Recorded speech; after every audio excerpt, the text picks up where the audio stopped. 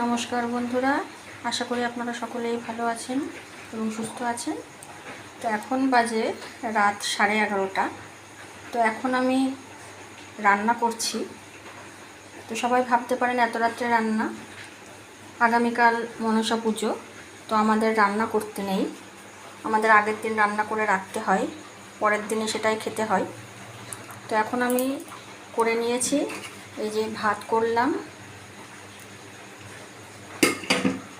এখানে শুকনো করে একটু আলুর তরকারি করলাম, তেল করে কালো জিরে ফোড়ন দিয়ে।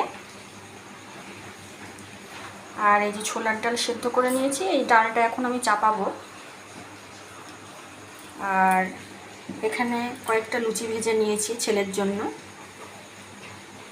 কারণ সকাল হলে তো উনুন ধরানো যাবে না। তো বাইরের থেকে একটু চা নিয়ে আসবো, আর ওর জন্য একটু লুচি করেছি, ও খেয়ে নেবে।